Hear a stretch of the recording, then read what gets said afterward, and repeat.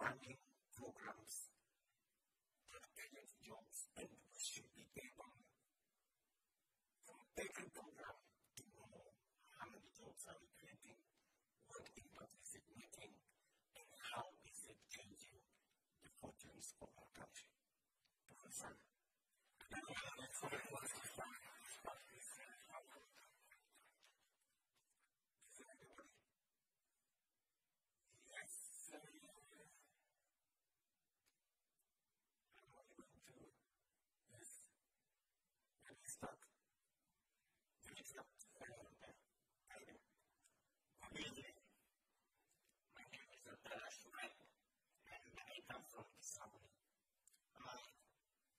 Mr. President, what is your plan in reforming economic opportunities, making sure we have equal opportunities in all areas? And what are the policies are you going to do to make sure that there is equal job opportunity and economic growth in this country? The second question, what is your plan in reforming the education system? But it's in mind that we have young people who are educated but they don't have jobs. Why we can say maybe our education system doesn't match with what is in the ground. So we want to know what is your plan. Mr. President, it's one of your manifestos to know what you have been saying that you will deliver drugs and substance abuse. You will have to know the packages that you are doing or what are you doing to make sure that there is no abuse of drugs. Put it in mind, that is one of the issues affecting young people in this community. Finally, I think let me speak because we have many people, let us just have one question per person. I think, is it Abdullah? Yes, Abdullah is for the final thing, please. Okay, maybe, thank you. What is your plan also concerning the issues of global violence? We have seen people being attacked in areas, in towns, and what are you planning or what are you promising to the citizens on the issue of security in Australia? Thank you. Thank you very much. You've spoken to the hearts of my brother. You have asked me directly, what are you doing to create jobs? And I will give you 5 interventions that I am undertaking to create jobs in Kenya. Number 1, when I came into office, I changed the law on housing to create a housing fund and housing levy. Why? Because one of the programs that has potential to create millions of jobs, and this is not just in Kenya, this is globally. And I came around because the housing act that was passed in Kenya was passed at the same time as the housing act in Singapore. The difference is that Singapore made progress on their program on housing. We did not. And so, I came along. I know it was a difficult decision. We had a robust conversation in Kenya. Today, let me tell you where we are. Today, because of the housing fund, we have 160,000 people not working in the housing program. 160,000 people who are not working a year and a half ago. Today, we have engineers, we have traffic surveyors, we have architects, we have electricians, we have masons, we have carpenters, we have steel fixers, we have a whole ecosystem of people who manufacture steel, people who manufacture cement, people who manufacture concrete, an array of businesses that have been created by the housing fund. We are building at the moment 120,000 housing units, including the ones I launched yesterday in Matuka. And the first phase in Matuka yesterday, I will be partnering in Mombasa to launch the first 2,000 housing units in Mary. There are programs that we have already, programs across Kenya, in 43 counties across Kenya that are undergoing this program, so that we not only create jobs, but we also create opportunities for business, and we also deal with the challenge of informal settlements and create living conditions for Kenya in different states, in different areas of 14,000 units. In the next couple of months, before the end of this year, I will be giving out keys to some of those houses that are ready. And for your information, some of these housing units are again social housing units. For the first time,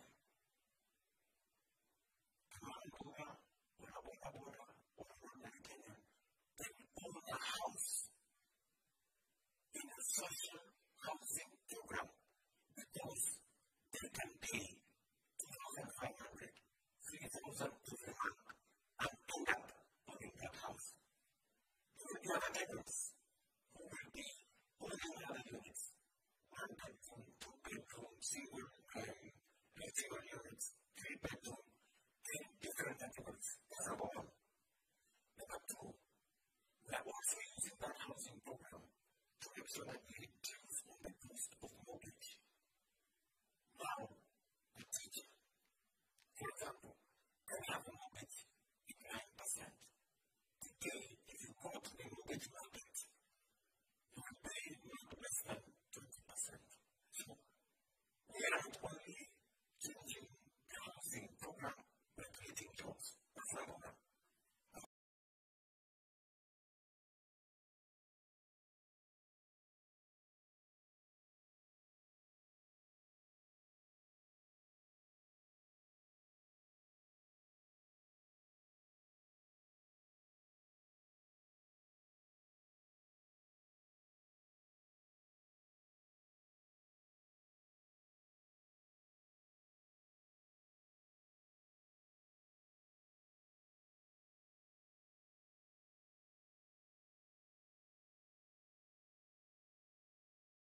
Today, not tomorrow, not next week. Today is the day I hope you will donate to support our movement, because the truth is, time is running out.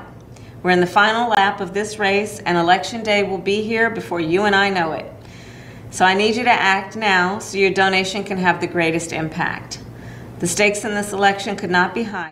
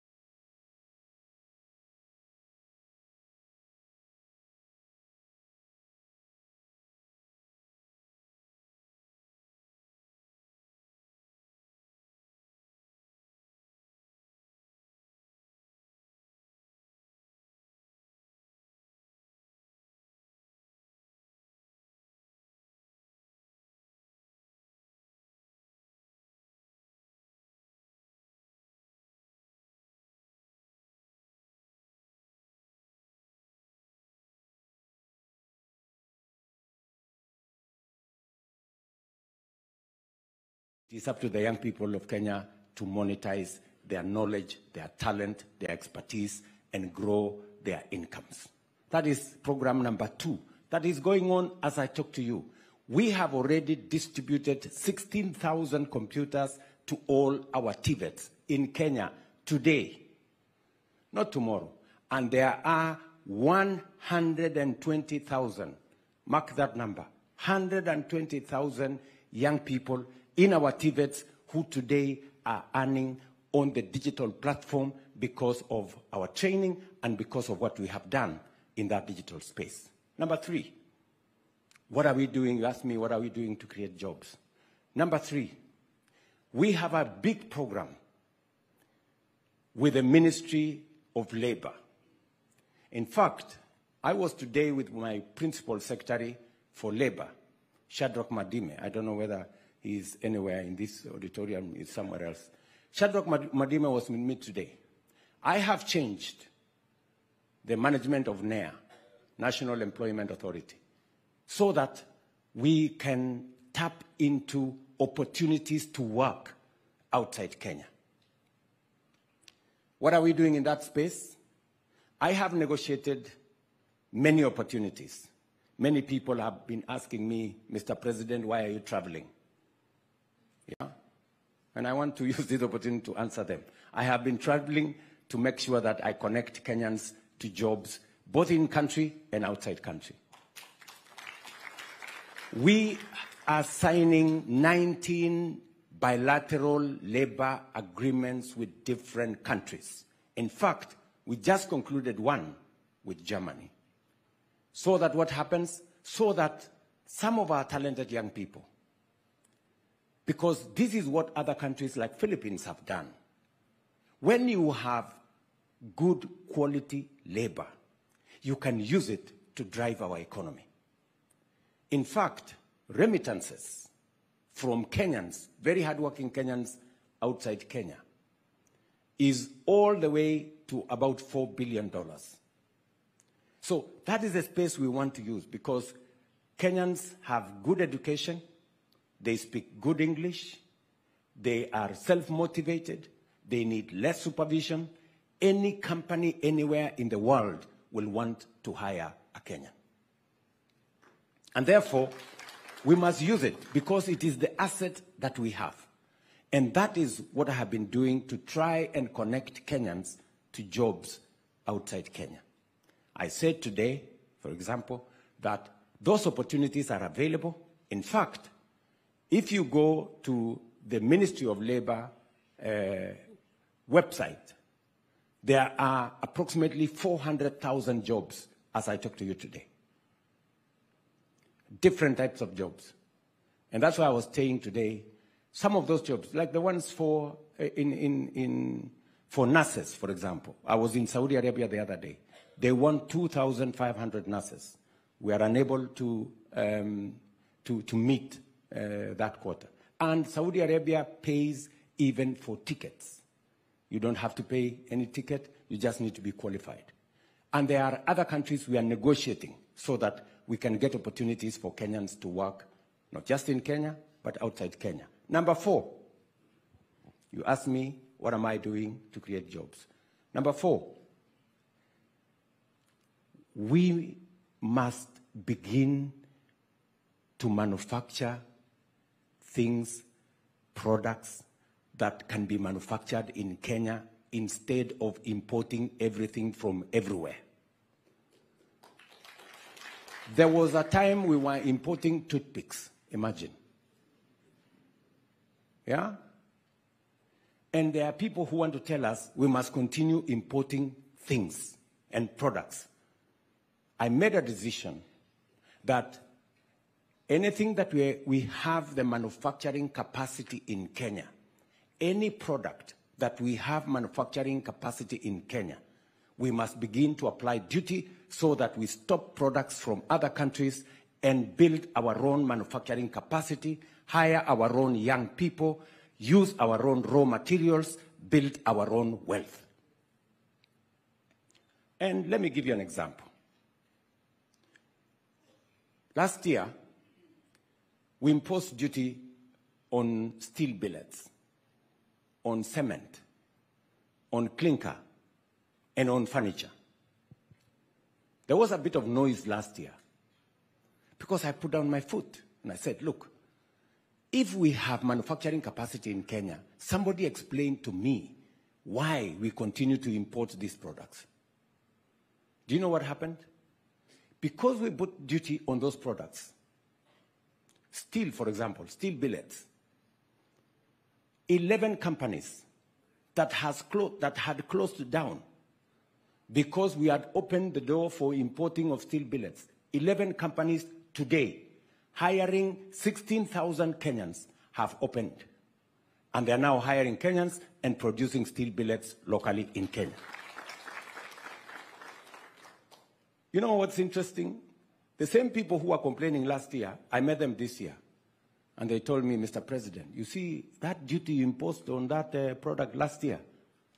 I told them, why don't you reduce it from 17% to 10%? They told me, no, keep it at 17%. Why? Because they had now invested in Kenya. They were producing those products locally. And do you know what? We saved 100 billion shillings of foreign exchange because of stopping to import steel billets. These are statistics that are out there, right? So it is partly why our dollar situation is stabilizing, because we have stopped importing things, products that we can manufacture locally. 11 companies that had closed down, steel companies, have opened. They are hiring Kenyans. They are using our local products. Do you know what? I was in Taita Taveta today. And one of the things I'm going to do next month is to go to Taita Taveta, where we have iron ore, which we have been exporting as a raw material. And many people were telling us stories. Now, the same companies who were complaining to me last year, they have said one of them is now going to invest in Taita Taveta iron ore, not to export, but to manufacture steel locally using raw materials from Taita Taveta County, including all the other counties where we have iron ore. That is the difference we make when we make the right decision. So we are building our own local manufacturing capacity. And what are we doing in that space additionally? We are making sure that we support local manufacture. It is the same reason why we said diapers, bumpers. We have 10 companies that are manufacturing these products in Kenya.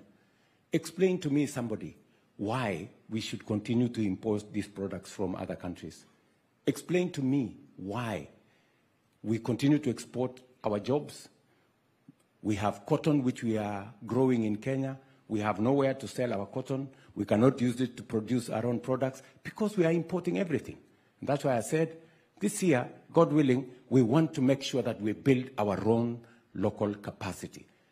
Industrialization, manufacturing, value addition is the way for us to go so that we can create more jobs, create more wealth, and grow our economy. So we are not only expanding our manufacturing capacity, we are stopping unnecessary imports of products that we can manufacture locally so that we can expand our products, our manufacturing. And thirdly, on that space of creating jobs, we now have 6 new special economic zones. In fact, export promotion zones in Kenya. So that product is, that space is going on. And one of the products that, one of the areas we are going to deal with is right here in Mombasa in Dongo Kundu. I just announced that we now have a partnership with Afri-Exim Bank to unlock the first 500 acres of Dongo Kundu for industrial productivity. So I have given you 5. I have told you, number 1, our housing program is creating jobs. Number 2, our digital space is creating jobs. Number 3, our export of labor is creating jobs. Number 4, our manufacturing is creating jobs. Number 5, our special economic zones is creating jobs. That is what I'm doing for Kenya. I know you have asked me something else about education. Let me take one or two questions, and then I will consolidate and answer your question on education and on drug abuse. Yes, can I have a lady this time? Oh yeah, that gentleman. Yes, my good friend.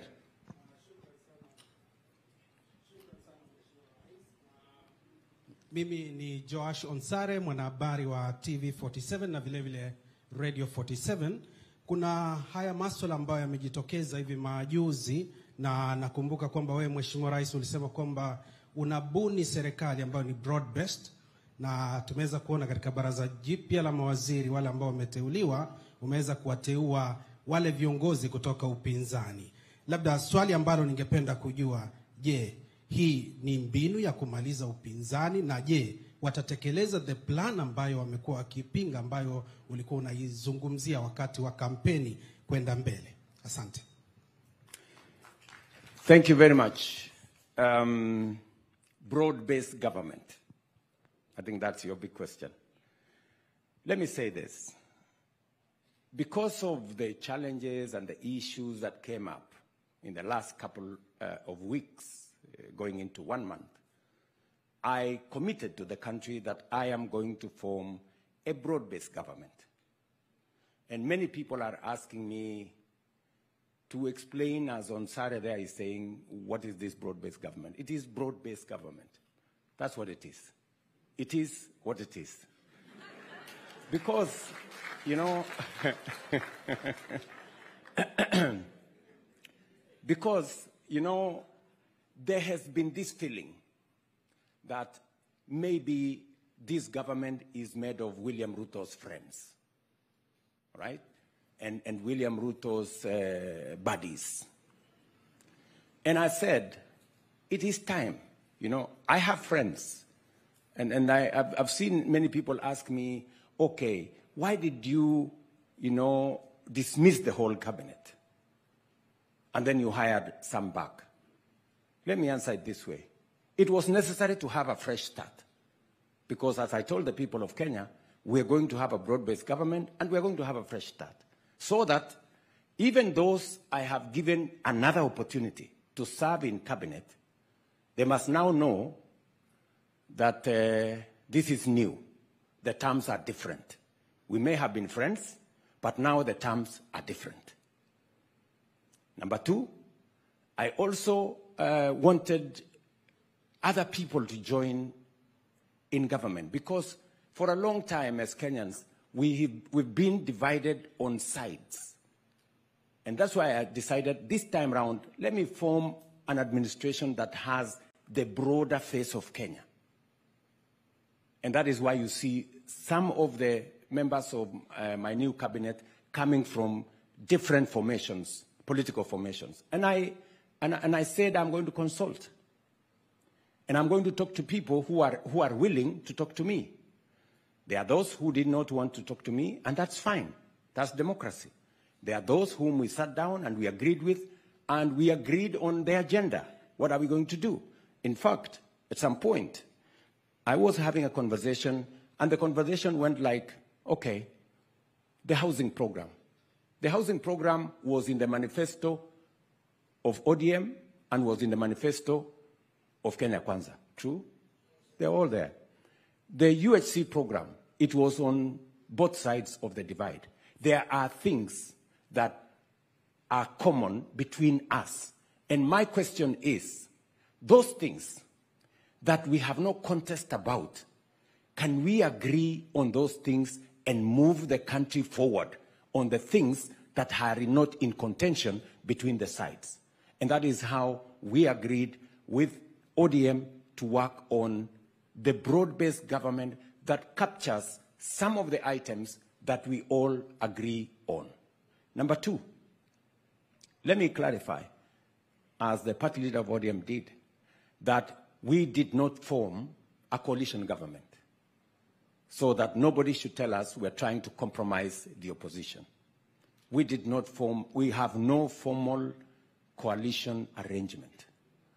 What we have is running an administration on matters that we have agreed, members of ODM who have agreed to come and work with us so that we can put the country first and be able to deal with the challenges that brings Kenya to where it is, whether it is our housing plan, whether it is matters to do with UHC, and all the other items that we agree on as a nation are important to the people of Kenya.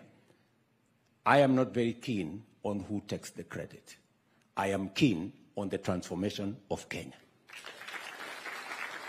So this is what I can tell you about that arrangement.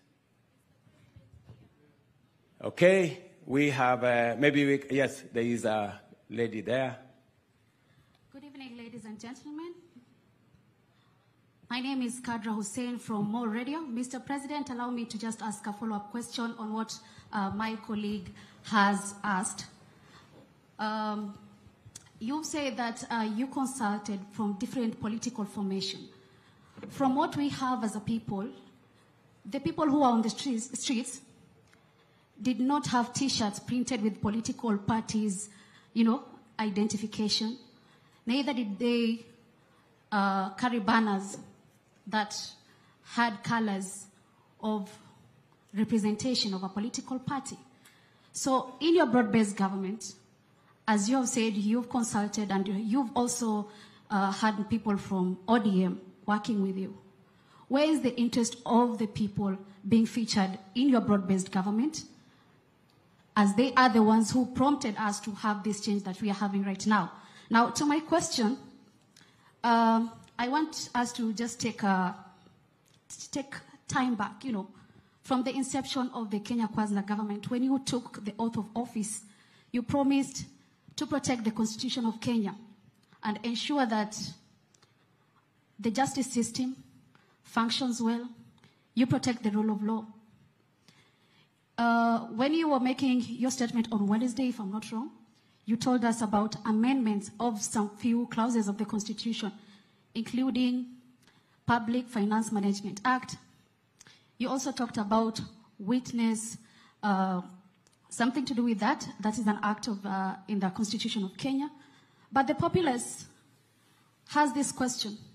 Why would we talk about amendments? Why? Those very clauses that we have in the Constitution are not being respected. Like, I'll give you an example. Extrajudicial killings that we have seen, not unless, we can be given files of crime for the people who died. And then also, on that, we had arbitrary arrests. We also have forced disappearances, not unless also the government can explain to the people where these people are, or maybe if you have the information on that. Also, other things is that media rights and freedom, from media censorship and also being granted the opportunity to have the information needed to be given to the public. Also, another issue which I'll just say is on the commission and independent offices, like KNCHR, that is the Kenya National Commission for Human Rights, which you can be publicly held to account when you said about the numbers of people who died. And also we have IPOA, where they've been talking about frustrations in getting information that is necessary to prosecute some of the officers who had gone rogue during the protest. That is just an example I'm giving you about the Constitution. And also something else on leadership and integrity, whereby even one nominated person among those whom you've nominated in your cabinet is actually facing graft case in the EACC currently as we speak. And you talked about Singapore on development. Just a reminder, Mr. President, that in Singapore, they have extreme, serious penalties when it comes to matters corruption. Same as Indonesia. That just shows you how grave economic crimes are, especially matters corruption. So I want to ask you, Mr. President, you've told the Kenyans to give you timeline, actually to give you time to work on these issues, to set things right. If we are to hold you responsible today, Mr. President, what is the way forward from now on, seeing that there is the respect of the rule of law, the very Constitution that you sought to protect, and also in the event that these timelines expire, the ones you've given us, 6 months, 9 months, 3 months, 30 days, if they expire and we see no change, would you wait for the youth to start pushing for you to out of government? And also, would you heed to the pressure that right now we are actually seeing 14 Kenyans have moved to the courts actually asking for the ouster of you, Mr. President? What do you have to say about that? Thank you very much. The 14 Kenyans who have gone to court are exercising their democratic right. That is how free this country is. That you can actually go to any court and demand whatever you want in court. That is the taste of the freedom that I stand for in Kenya. And I want to promise you that those Kenyans who have gone to court for whatever reason, they are free to do it, and the courts are free to make whatever decision that is constitutional. You have asked me, I think, 10 questions. Let me try and answer some of them. Number one, you have asked me, the people who went to the streets, they did not carry the color of any political party. That is correct. But remember, they carried the flag of Kenya. And that is why I'm saying, let us put the interest of the people of Kenya first.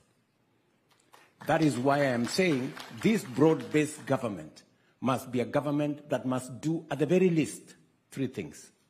And I stated them in my address to the nation.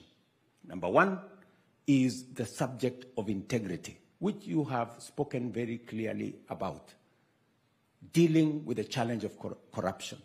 I have made very specific interventions.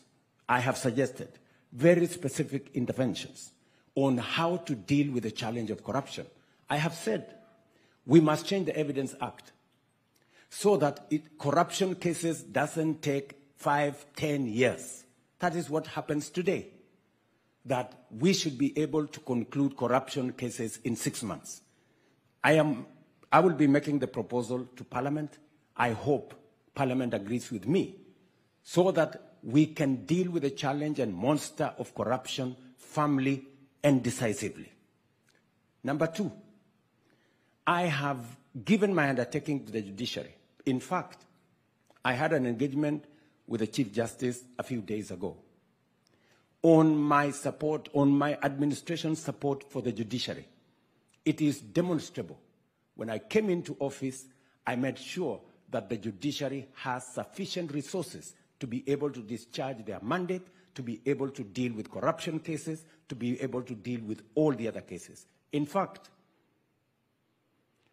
I am the president that has sworn in the highest number of judges in the shortest time in Kenya to facilitate the judiciary to be able to discharge their mandate. Because it is said, justice denied is justice, justice delayed is justice denied.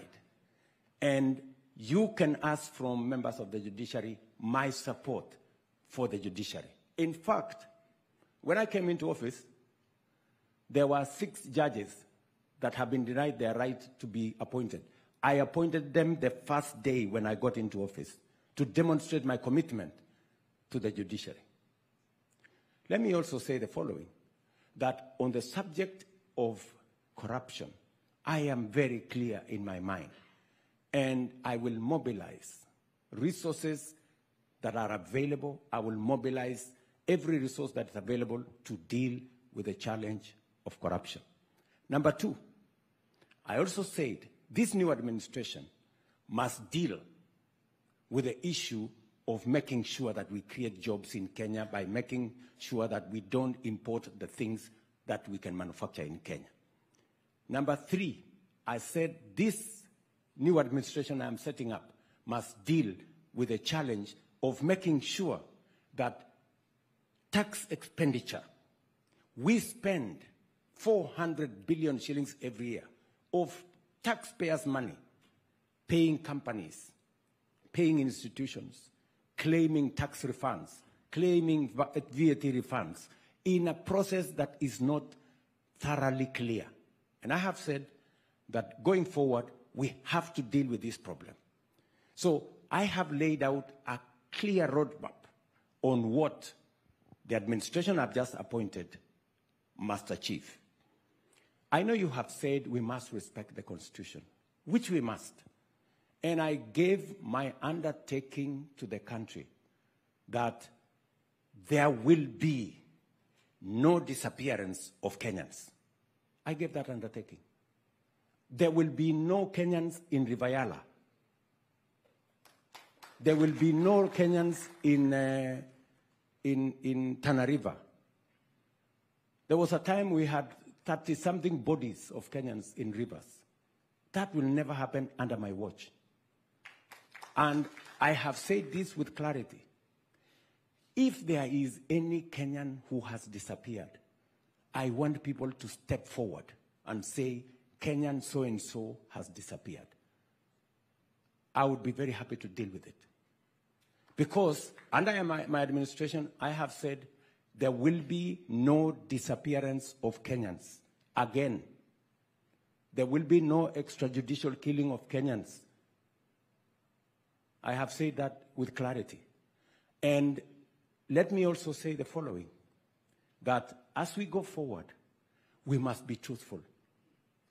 When the Kenya National Human Rights stepped forward with fake news and said 200 Kenyans had been massacred in Githurai, it was a flat lie. I mean, surely.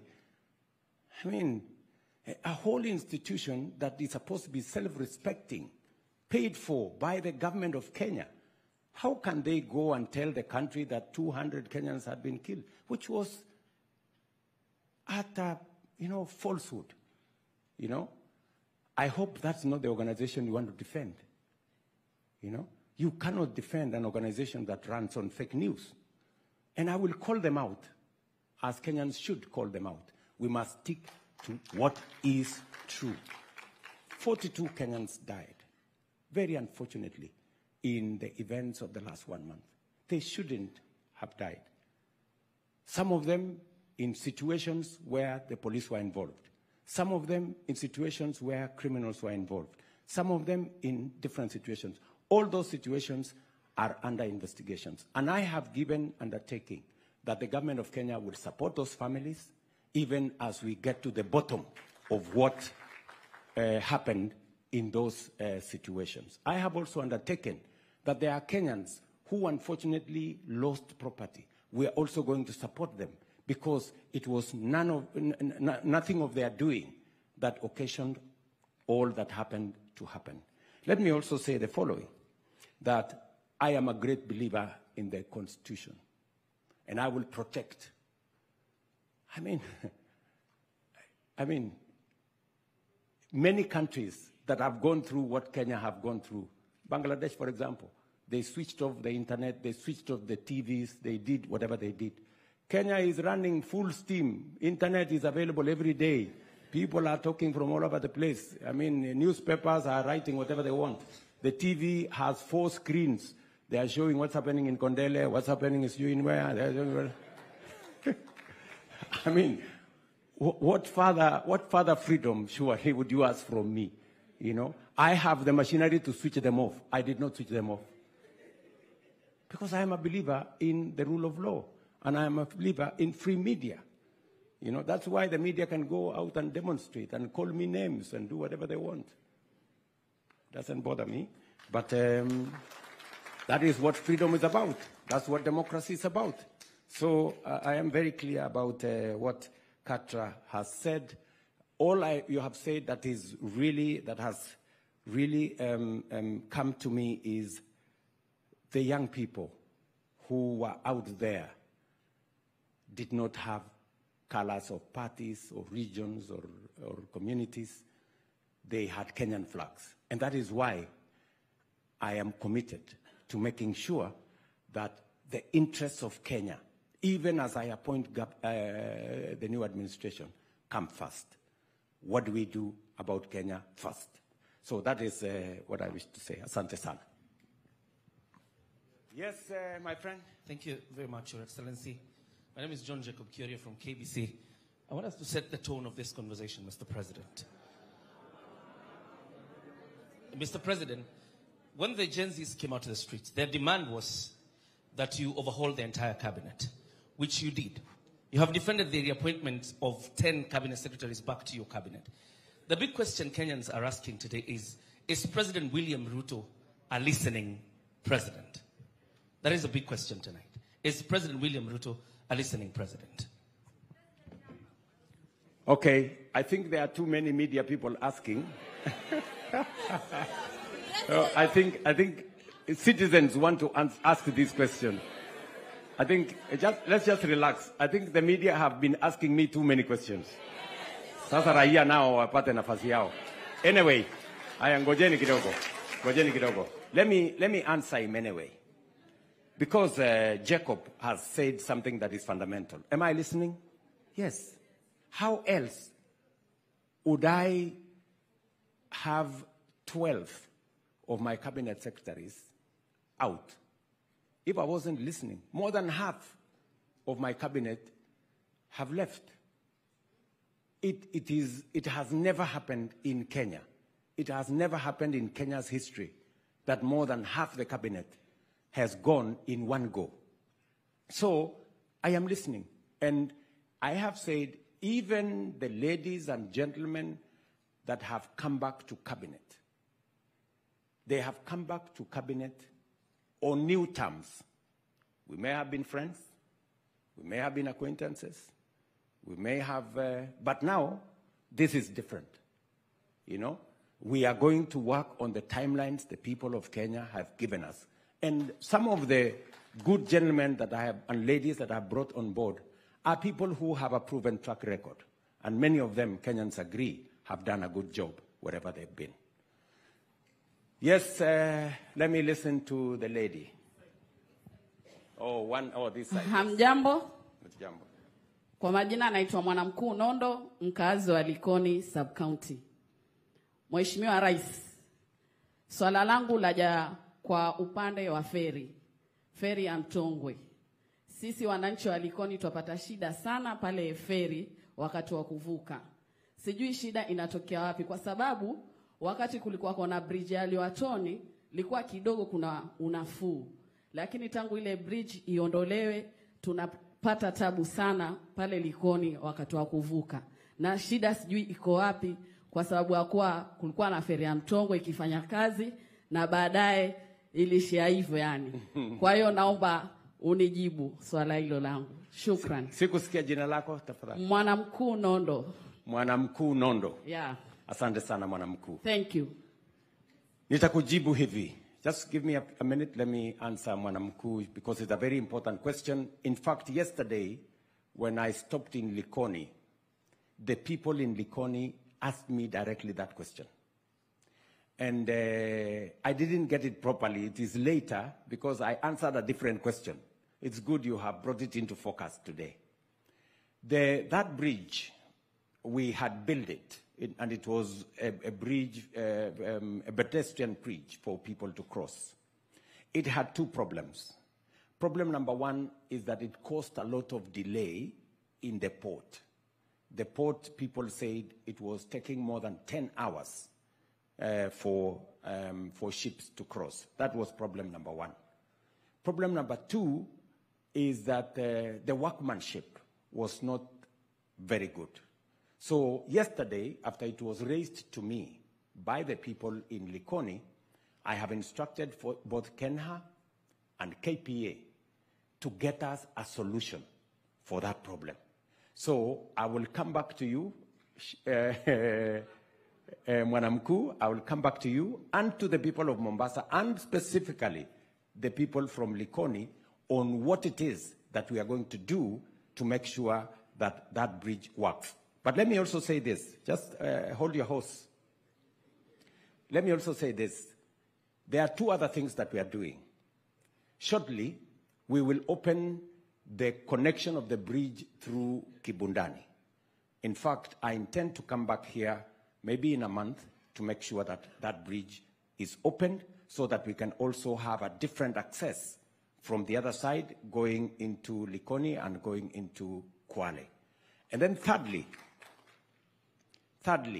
when I was in Japan earlier this year, we agreed with the Prime Minister of Japan to conclude the Mombasa Gateway Bridge. The Mombasa Gateway Bridge is going to sort out the problem of the ferry you have here in Likoni. We are now going to have a bridge the same way we have a bridge in Nyali. We are now going to have a bridge in, but it's going to be a different bridge because it has to allow ships to go through. We have agreed, we have signed the contracts to be able to have a modern, in fact, it will be the biggest piece of infrastructure in East Africa because it's going to cost close to 100 billion shillings to build that Mombasa Gate Bridge. And I was with the Japanese ambassador yesterday when I was in, the day before when I was in Kilifi, and we have agreed to have a session so that we can progress that discussion. So I have told you three things. I am looking at the pedestrian bridge. We are going to conclude the bridge through Kibundani, and we are well on the way constructing the Likoni Bridge, the big bridge going into the future. Okay, let's get somebody from this side. Msikize huyo mama. Asante sana. Mr. President, nina maswali mawili tu na nafurahi umegusia forex trading. Utaamini mama kama mimi ninafanya hiyo forex. Kama ungekuwa wote wanafanya forex, hakuna mtu angekuwa nakusumbua hapa. Ungekuwa tumetengeza more than $100 right now. Because I do boom and crash. So, nimepeleka hili somo kule vijijini mashinani. Vijana wana lack only smartphone na capital. Na wengine naendelea kuwafunza. Singependa kufa na hii knowledge bila hao kujua. So, jambo la pili ni wazazi wenye watoto walemavu. Nimetembea mashinani, Mr. President. Ndoa zinavunjika kwa sababu ya hao watoto. Kwa sababu mtoto akionekana vile, mzazi wa kwanza kutoka ni baba. Mtoto anachiwa mama. Mtoto yule labda ni wa kubebwa, kuanikwa kwa jua na kuregeshwa kwa nyumba. Ningependa hivi. Hizi shule zote za public, kama ungeruhusu kila shule iwe na darasa na vifaa vya kufundisha wale watoto. Kwa sababu mtu anatoka Shanzu mpaka Tononoka ili mtoto apate elimu. Ukiangalia wamelala njaa, fare hakuna. Hata ikiwezekana kama unaweza kuwatolea magari ya kubeba wale watu wa disabilities. Thank you. Thank you very much, ma'am. Sikupata jina lako, pole. Elizabeth. Kadzo. Elizabeth Kadzo. We were with you in Shanzuwood. Yeah. Huyu Elizabeth ametaja mambo mawili ya muhimu. Jambo la kwanza amesema yeye ni mfanyabiashara katika forex trading. Kwa wale ambao walikuwa wanafikiri ya kwamba pengine forex trading ni story, utamfuata huyo Elizabeth, atakueleza sio story, ni biashara. Na amesema tatizo kubwa ni mambo mawili, capital na smartphone. Ni nini tumefanya? Last year, tuko na kampuni mbili sasa Kenya, ambazo zinatengeneza smartphones in Kenya. Ile smartphone ilikuwa inauzwa 12,000, 15,000, sasa inapatikana kwa $40, which is like 5,000 shillings. Bado tunaisukuma chini. Katika finance bill ambayo ilianguka juzi, tulikuwa tumeondoa ushuru kwa smartphone, ndio watu wengi waweze kufikia kununua smartphone kwa sababu ndio inaweza kuwasaidia kwa biashara. I am going to pursue, ama nitafuatilia kuhakikisha kwamba we continuously reduce the cost of smartphones, ama kupunguza gharama ya smartphone, ndio vijana wengi, kina mama wengi, watu wengi waweze kufikia kununua, waweze kufanya biashara katika hali mbalimbali. Lakini nataka nikueleze pia Elizabeth ya kwamba pia tumebadilisha sheria. Sasa hawa vijana ambao hawana smartphone, hawa wabunge sasa kutakuwa na ICT hub kila ward. Na hiyo ICT hub itakuwa na free internet, itakuwa na free computer, itakuwa na mahali wanaweza kufanya hiyo biashara, including ya forest trading vile hule jamaa nimekuambia Juma wa kule Kinango anafanya. So we are going to expand more opportunities for them to do that. Let me come to your second question. Issue umesema ni ya walemavu. Na ni kweli. Pale bado tuko na changamoto.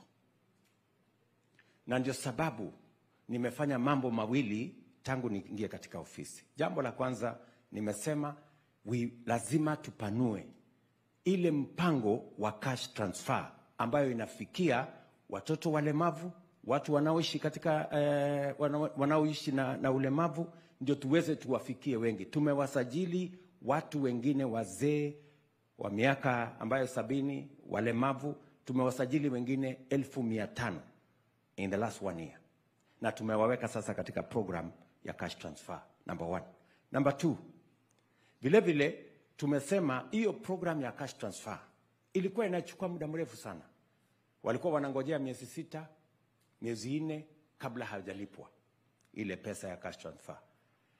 Sasa tumebadilisha sheria, nilisema na nimetimiza ya kwamba kabla mshahara ya rais kulipwa lazima cash transfer ilipwe. That is happening today. That is happening today. We are paying money for cash transfer for people living with disability, for the aged, and for orphans, at the same time as we pay salaries for public servants. They used to wait for 6 months, 4 months, 8 months. But as I made a commitment, I have kept that commitment, and people like the ones Elizabeth is talking about are going to be beneficiaries in that space. But I still agree with you on the third space, ya kwamba sio lazima watoto walemavu waende kwa shule ya watoto walemavu.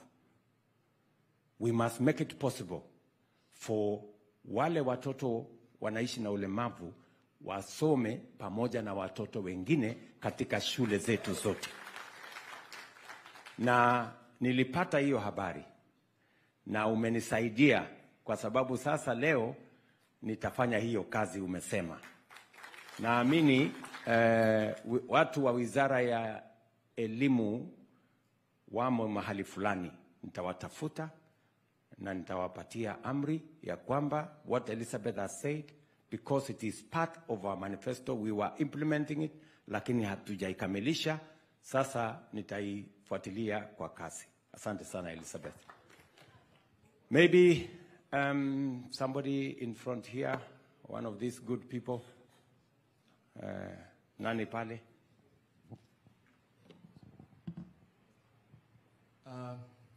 Thank you, Excellency. My name's Alawi Abzain. I come from the old town of Mombasa. Alawi Abzain. I've spent a better part of my life promoting heritage and culture. And in my travel around the world, I've seen that the old town, or the oldest part of cities, generate a lot of income.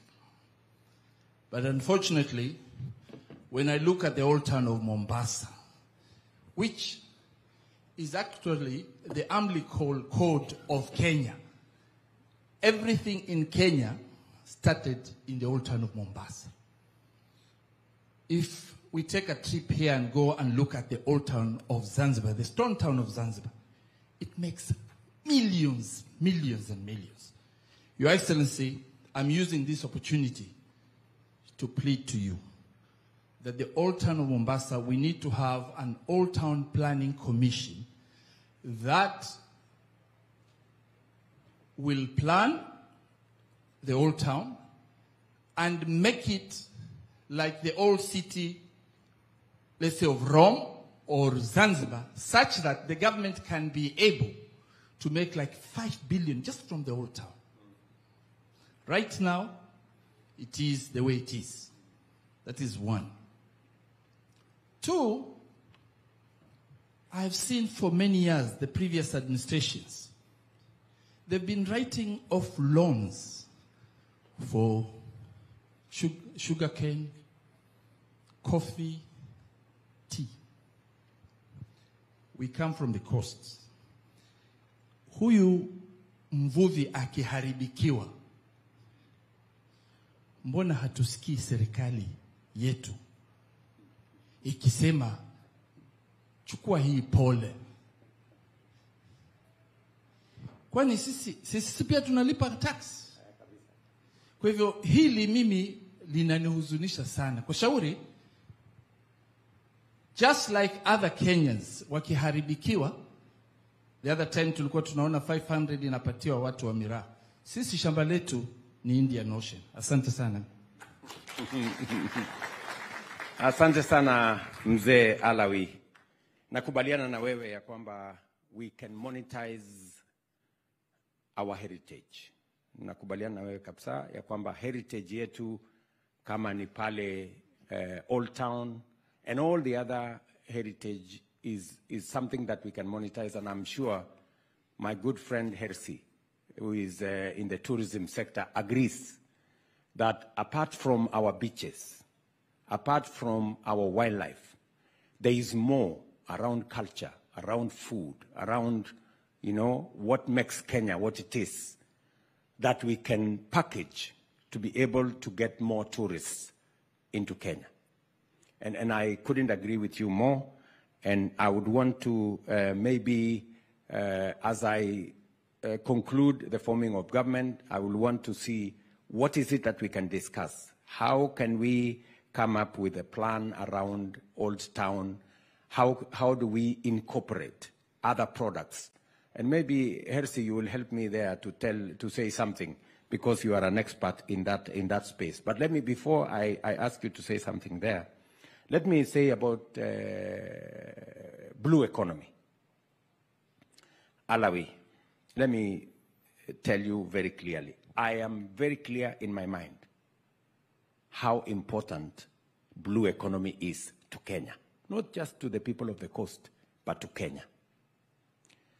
Today, we are unlocking about 20 billion shillings from the blue economy. The potential is 5-6 times more. My intention is that in the next 3 years, we should be making between 80 billion and 120 billion shillings from our blue economy resources. And that is why I have done 3 things on the blue economy. Number one, when I came into office, I changed the program that was there in the blue economy. There was a program funded by the World Bank that was focused on putting up buildings, holding seminars, holding workshops. I changed that program and I told our partners, I will not implement this program if it is not going to target what is important for the people of Kenya. Our development partners, and I must thank the World Bank, they agreed with me, and we changed that program. It is the program, Alawi, that brought me here on Friday. On Friday, I was at the showground here. At the showground, we gave out 1.7 billion shillings. Yeah?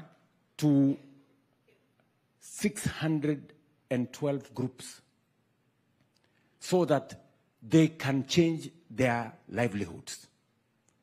On Friday, I committed that we are going to buy 25 deep-sea fishing boats. Because the boats we have at the moment, the ones we bought for our fishermen, about 120, cannot go very far. You can only go there for an hour or 2 or 3. Now, we're going to buy another 25 deep-sea fishing boats that can take a day or 2 into the deep sea to be able to get us the fish that we want for our country. And number 3, for the first time in the history of Kenya, we have licensed an industrial fishing vessel flying the Kenyan flag for the first time that will do industrial fishing one that can go for 1 month into the deep sea and get us tuna, and get us all the other fish. And by the way, that ship is going to be making about 4 billion shillings into Kenya every year, processing the fish here in Kenya, exporting the fish from here in Kenya. And my intention is to have 10 of those industrial fishing boats, minimum, by 2027. In fact, it is a conversation that I have already had with my friend Joho. And I have told him, this is the minimum I expect of you, God willing, when you are cleared by Parliament. Yeah? So that is what we are doing around the fishing space. We are putting the highest resources ever put in fishing and in the blue economy that any administration has put in that economy. So we are building 11 fish landing boats in Lake Victoria. We are building 5 fish landing ports here in sites here in the coast. We are putting one in Moepe, down in Kwale. We are putting one here in Mombasa. We are putting another one in Kilifi. We are putting one more in Lamu, and we are putting one in Kipini in Tana River. I have also put in resources to build the first national mariculture resource and training center so that we can equip our fishermen and women and people working in that space with the relevant skills and competences. We have trained 6,202 coxswains to be able to unlock the potential in our fishing space. I was in Kwale yesterday. We are building a 2.6 billion fishing port in Shimoni. So you agree with me, Alawi, that we are investing in the blue economy and we are not shortchanging the people of this region or shortchanging our blue economy ecosystem. Let me ask this good brother, maybe just to help me, my good friend Hersi. You want to say something about that space my good friend Alawi was saying? Thank you, Your Excellency, and welcome to Mombasa. You know, it's said that government world over, they're not very good in telling their story. And when they attempt to tell their story, people also don't believe them. So we are honored that you've invited us to address us and to answer, in fact, no censored questions, which to me is a great thing. And it just described the democracy we enjoy in this country, which we don't take for granted. So thank you very much, Your Excellency. You know, I sleep, I dream tourism. And you're very passionate about creating jobs and employment for young men and women. Tourism is the easiest vehicle available to you and to your government in creating employment for our people. Kenyans are overall warm and friendly people. The other day I said, while other countries struggle with attitude issues, Kenyans, you don't have to teach them how to smile. It's natural. Kenyans and Swahili language is the only language that puts a foreigner and a guest on the same pedestal, and we call them wageni. We treat them well. We are looking at 2.5 million arrivals this year. And we struggled for a long time, Your Excellency, to hit even 2 million. Where I sit, and with my colleagues here, there is no reason why we cannot hit 3.5 million. We don't hit 4.5 million. And by the time we're hitting 2027, there's no reason why we should not even hit 5 million. No doubt. But Your Excellency, for us to do that, there are a few things that we need to do. And we call it the low-hanging fruits. No sweat. Very easy things. Number one is accessibility to our country. You know, international tourism, for them to get here, Kenya is considered a long-haul destination. Anything above 5 hours is a long haul. Morocco, Algeria, Egypt are considered short haul, which is 4-5 hours. Kenya and South Africa are sub-Saharan, so we hit 8 hours and above. Now, coming to air connectivity is a big challenge. But I must also commend our national carrier. I'm one of the critics of our national carrier. But let me also tell you, Your Excellency, the day we don't have a national carrier is the day we will be spending transit time in Dubai for 11 hours. Ethiopia will be holding us for 14 hours to connect to another country. But as long as they know we have an airline, they'll never mistreat us. And one thing also we don't know is that our national carrier, despite all its challenges, is the biggest source of passengers into Kenya. 60% of the people coming to Kenya actually come aboard KQ. In a single day, they have between 110 and 130 flights daily. All the rest put together don't even hit 45%. Now that takes me, before I come to the open skies, Your Excellency, please address the issues bedeviling our national carrier. We've been bailing them out year in, year out. But there are some fundamentals that need to be sorted out. As a national carrier, they are not given priority at our airports, both JKA and Moi International. When you go to Ethiopia, Ethiopian Airlines is given red carpet. BA is given red carpet at Heathrow, but KQ does not get that. Coming to open skies and specifically for Mombasa, and we've been fighting for a long time, Your Excellency. 2007, 2008, we were getting 42 charters a week, but the charter business is dying. We now need to replace them with scheduled flights. The likes of Turkish, the like of Qatar were flying into Mombasa, but after COVID, they were denied the license. And we are told we are trying to protect our national carrier. If Kenya Airways was flying to Istanbul, we will not be asking for flights to Istanbul, Your Excellency. When you take an airline like Turkish Airlines, it's going to connect Mombasa to 18 cities in Germany alone. You take an airline like Qatar, it's going to take us to over 125 cities globally. That is direct to Mombasa. And we appreciate that you approved Fly Dubai to come into Mombasa. And that is one key thing that we need to do. Next is tourism investors. Your Excellency, good news is we have a lot of people who are willing to come and invest in Kenya today. Beach hotels. But guess what? Getting land is a nightmare. Getting land is a nightmare. When you go to Diani today, and you go from Indian Ocean Beach Club all the way to Galu, you will find a lot of parcels of land that are still empty. 10 acres, 20 acres, 30 acres. Your Excellency, most of these guys were allotted this land at independence.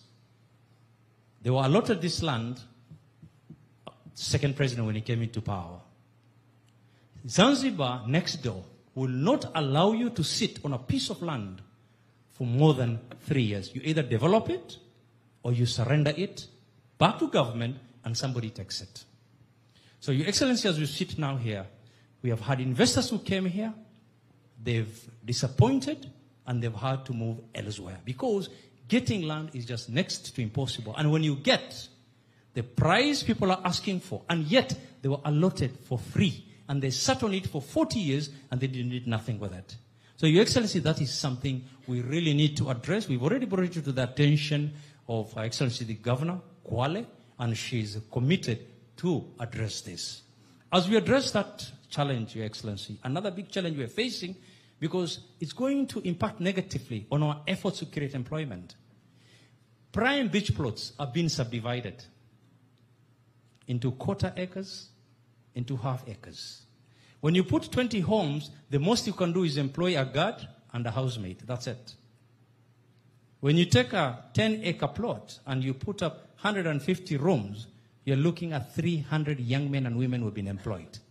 And the taxes that go to government is big time as well. So those are issues that we'd like you to address. And then finally is the visa, an ETA that you gave us. ETA, our plea is this: select countries.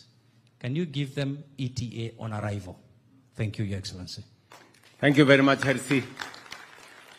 I thought you were going to give me some credit that your hotels are between 80 and 90% full. Isn't that true? That's why, Your Excellency, I said we are going to hit 2.5. We will even go to 3.5. We've done very well, and we can't thank you enough. Thank you. Thank you, Hersi. Just just allow me 1 minute to agree with my friend Hersi that we can say many things, but Kenya is going places. You may not want to agree with me. We moved the numbers in 2020. In 2022, we were at 1.4 million arrivals. Last year, we went to between 2 million and 2 million and a bit. This year, we are going to hit 2.5, the highest arrivals in the history of Kenya. This year is going to happen. And it is because of the profile we have built. You know, many people accuse me, oh, you have been this place, you have been this place. I am the chief marketer of Kenya. You know, every place I go, I raise the profile of Kenya. Kenya is today respected globally. Kenya today, in any forum you go, they will say, what is Kenya saying? Right? So, and it's because of that what we are raising the profile of our country. I just wish everybody can do their bit so that we don't create instances where people begin to doubt what Kenya stands for. I am very confident that by 2027, 2028, the magical 5 million tourists, we will get there if we go with the trajectory we are going. And I will continue to push the limits for Kenya. I will continue to profile Kenya positively in a way that the world begins to think about Kenya. Number two, I agree with Hersi that already we have 42 countries where visa under the ETA program is automatic. When they apply, within 5 minutes, less than 5 minutes, they can travel to Kenya. Unlike before, where they had to look for the Kenyan embassy, go and queue for visa, do all manner of things. The next step, which Hersi is telling me, is that we need even to take it further and say there are people who, even if you don't apply ETA wherever you are, if you arrive in Kenya, you can be given on arrival. That I agree with, and I'm going to work on it, so that we can build another layer of countries that to make it easier for people to come to Kenya. Just by changing the ETA, just by changing the visa regime, which I did in the last 6 months, we have 60% more people coming to Kenya today, just by making it easier for people to come to Kenya. Many people were asking me, why are you doing this? Oh, the country is going to be unsafe, and that kind of thing. I mean, we have made sure that there is sufficient checks and balances for us to make sure that Kenya is accessible. I agree with you that I need to do something about Kenya Airways. And I want to just relax, kidogo. Something needs to be done about Kenya Airways, and I am working hard at it. For your information, this year, it is the first year Kenya Airways made a profit. First year.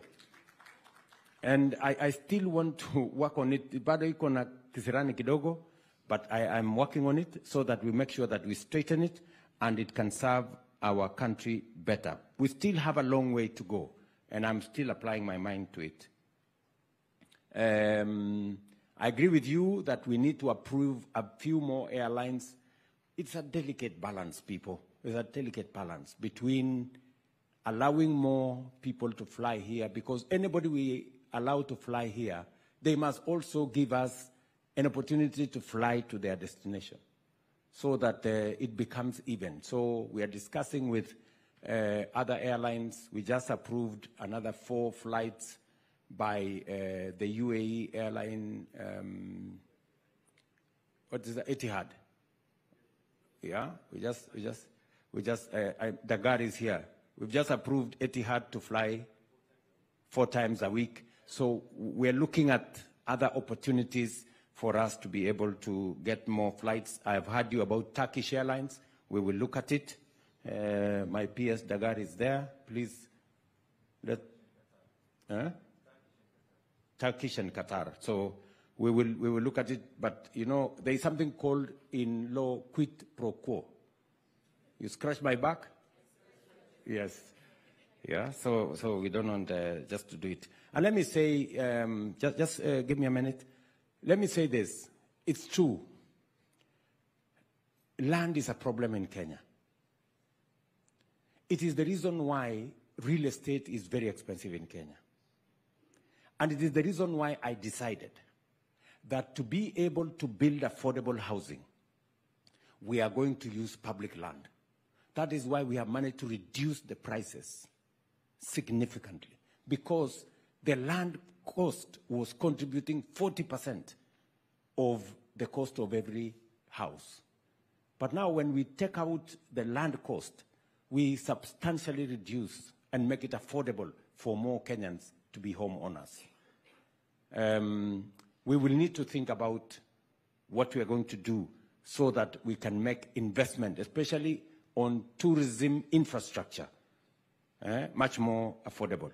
By the way, I am doing something on some of our conference facilities in Bomas, here in Mombasa.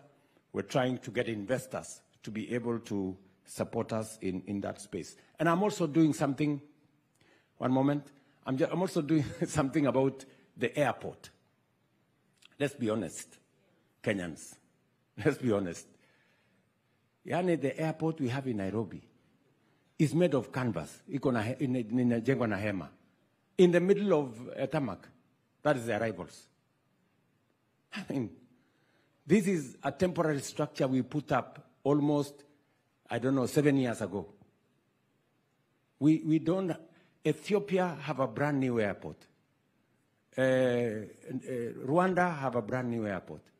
And it is the reason why we need to work with investors to give us a new airport in Nairobi. I have seen many people saying, William Ruto wants to sell the airport. Am I a madman? You know, how do you sell a strategic national asset? You have to be insane. You know? So we must have the right investment for the airport. The airport is a strategic government asset, national asset. What we want to do in the airport is to work under the PPP program. And people must understand, PPP has the potential, public-private partnership has the potential to bring in private sector money, blend it with public sector investment to be able to create an outcome that brings win-win. Let me tell the people of Kenya, for example, let me give you an example. We are all celebrating the Nairobi Expressway. It nowadays takes 5 minutes, 10 minutes from the airport to Serena. True? Do you know that that Nairobi Expressway was not built with the government money? It was built by the private sector under the private-public partnership arrangement. You know? And that is the model that we are going to use to extend the superhighway from Nairobi to Nakuru, to Eldoret, to Malaba. That is what we're going to use to do many of our roads. That's what we want to do with our airport. We want to work with the private sector for them to do 3 things that are critical for our airport: to build a new terminal, to build a new runway and to make sure that we refurbish what we have and remove the canvas. Ile hema iko hapo ambayo sasa ni arrivals. You know, it's a very shameful thing. The airport we built in 1970, I saw the plaque there, Jomo Kenyatta. That so many, almost 50 years ago. Now, the capacity was 7 million passengers. Last year, we had almost 9 million passengers. We are actually 10 years behind schedule in modernizing our airport. Other countries are ahead of us. I want to persuade us as Kenyans. Let us not buy into fake news. Let us not buy into propaganda. There is no government that can sell a national asset, a strategic national asset like the airport. We are going to work in an open and transparent manner to make sure that we develop the airport using legal instruments that can be audited by Parliament and by other agencies to make sure that they bring value to the people of Kenya. So the same thing that Hersi is saying, to develop the infrastructure here. We do not have sufficient conferencing facilities. The KICC we have in Nairobi was built through Arambe, imagine, by KANU, those days. And then it was taken over by government. It is now 50 years old. We need a modern conferencing facility if Kenya is truly going to be a hub for tourism. We need one in Nairobi, we need one in Mombasa, and that's why we are working with the former Mombasa resort here to see how we can get investors to be able to develop new conferencing facilities. Okay. There is a lady there in uniform, some very nice uniform. Thank you, Mr. President.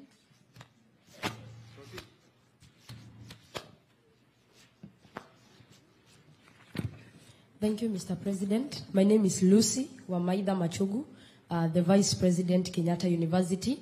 And I want to represent all students in the universities in Kenya because actually we were on the streets and we would wish to inquire some answers from you. First is to appreciate the government and the Ministry of Education because you've set an event on the 9th of August at KICD for all the student leaders and all the students to discuss on the funding model. So some of the questions I would wish to inquire answers from you, Mr. President. Number one, why did you come up with the funding model? How does the funding model work? Do you feel like the implementation of the funding is okay? What is the criteria used to group people to different categories? That is about the funding model. Number two, the accommodation prices in the universities. That is the hostel prices. They are very expensive for us to afford. Mr. President, what are you doing about this? We cannot be able to afford houses or hostels where we are living in universities. What are you doing, Mr. President, about this? Something else about the job opportunities.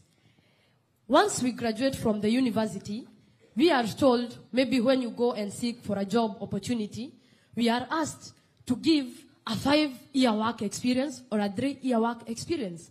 Yet, we've just graduated. Where will we get the experience from if you are not given the chance to get the experience? So, Mr. President, how can you help us on that? Lastly, Mr. President, what are you doing to re-engineer the National Youth Council? Thank you very much. Thank you very much, Lucy. And by the way, you are very smart. Now, let me say, you've asked me two fundamental questions. The new universities funding model, why? Very important question, why? When I came into office, the universities were struggling. They had a 60 billion shilling debt. Many universities were paying their lecturers half the price, half the salary. It was near a crisis. And many vice chancellors agree with me. So it became necessary. And you know, I have a history. Once upon a time, I was Minister for Higher Education. So I understand that space pretty well.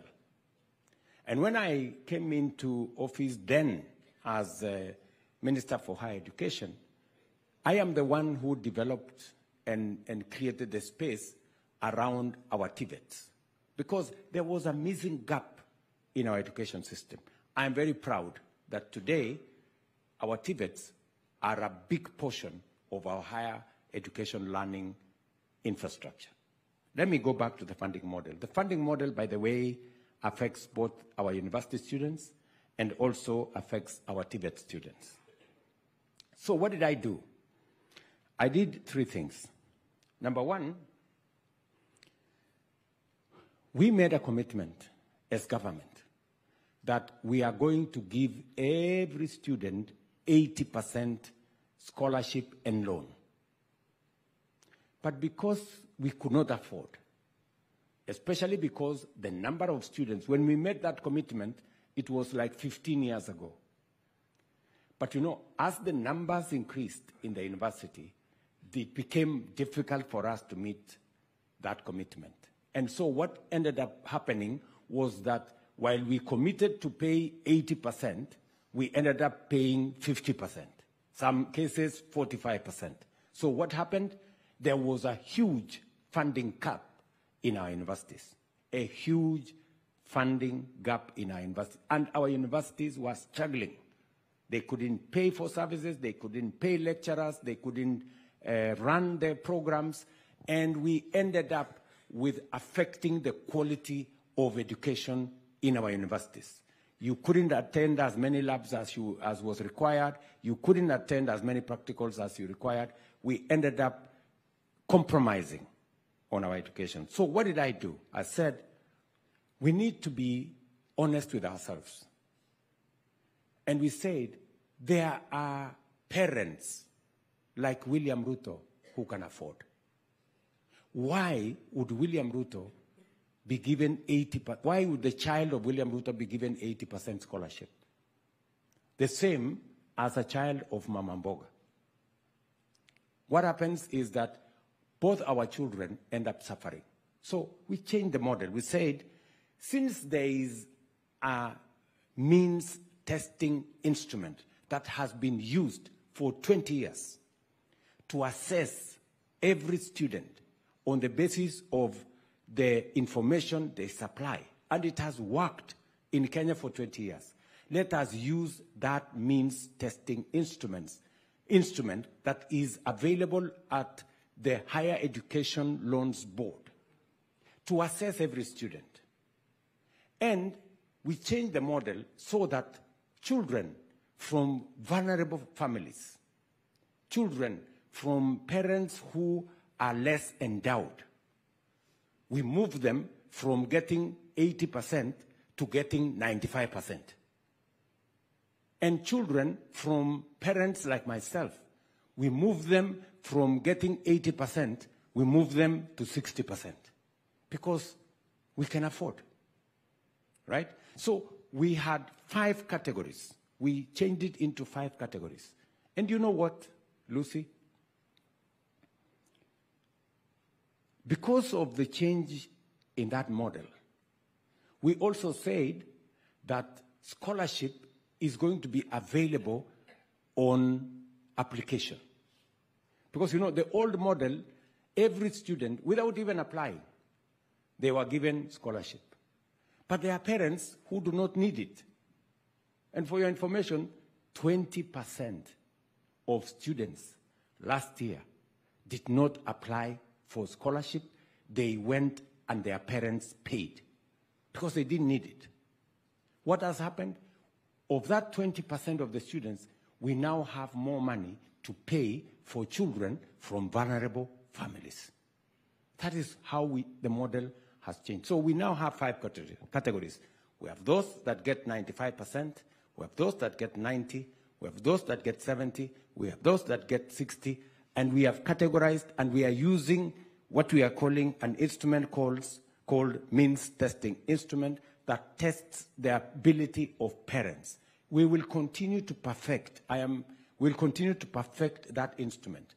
There will always be maybe a problem here and there, but we will make sure that we keep that program so that we increase the level of funding in our universities. What has happened, because of this new funding model, we have had to increase money that we are putting in the education of our university students from about 45 billion. This year, we put 82 billion shillings. We are putting more money because we have to be realistic. We cannot send our kids to school and we haven't provided for funding for them to go and be taught. We would be cheating our children. If we tell them go to school and we cannot pay the lecturers in school, we cannot pay for their classes, we cannot run the programs. So that is why I have decided I am spending more money in education. It's much more expensive for me, but it is better to have students who graduate when they have gone through proper school, with proper learning, with their parents, with their teachers paid and their lecturers paid, and we have increased the budget for education in that manner. Number 2, I know there is a problem, and the problem is a problem of communication, because many parents received an admission and they saw there the course costs 300,000. Then the parents said, okay, where am I going to find these 300,000? I have since instructed the ministry that although the cost is 300,000, there must be clarity that this course is 300,000, yes, but a parent can get up to 95% scholarship and loan of that amount. So I think now there is going to be greater communication so that parents can understand that whatever it is that is appearing on those admission letters is not the money demanded from them. It is just the cost of the course. But that course will be met largely by scholarship, partly by loan, and very insignificantly by parents paying the fee they have been paying. I have told you why. It is work in progress. This is the first year we're implementing. I know there are still teething problems, but we will want to work with student leaders like you, Lucy, and others so that we can properly explain. And I really want to invite student leaders from universities. I am prepared to engage with them. I am ready to engage with them because I am doing what is best for all our university education. I am very passionate about education, and it is the greatest equalizer. It is the reason why I decided to hire 56,000 new teachers, because I believe education is the greatest equalizer and no child should be locked out from education. Hostels. Lucy has said, and I agree with you, I have been to many parts of Kenya, and students live in squalor. They live in very bad conditions. They live sometimes in slums, and they live in very dangerous places. And that is why I have made the decision that we are going to work with our Ministry of Housing. We are going to leverage on our housing fund to support our hostels in our universities. I came from Taita Taveta today. I made an announcement in Taita Taveta that Taita Taveta University, we're going to build 1,500 hostels. Oh, Mr. President, now you can take it to your students. So we are going to have, and they will pay for them, but they will pay a reasonable amount, not the amount that you are now paying in very complicated neighborhoods. And we're going to do that for our TVETs, we're going to do that for our universities, so that our university students can live in decent neighborhoods. I was, for example, in Alupe University in Busia last year, and the students were living miles away. I was in Bukura Technical Training College, and the students were asking me to put lights because they were living in a very far place, and sometimes at night when they come, when they go late, they were being mugged along the way. So we are also providing infrastructure for hostels in all our universities going forward. It's going to be progressive. We can't build all of them at the same time, but the journey is going to start so that we can deal with that challenge. And you have helped me answer the question about education. Somebody had asked me, my good friend, the first gentleman who had asked a question there. Okay? I am reminded, just hold on, I am reminded that by my good staff that Kenya Airways made an operating profit, not a... 2012, yeah, I was very young. His Excellency, the former president, Hayati Mzee Mwai Kibaki, launched the Lamu Port, the Lapsset Corridor. And he gave out an affirmative action that 1,000 youth should be schooled, should be taken to college, and empowered to work in the port. But since then, only 400 got the chance to get the scholarship to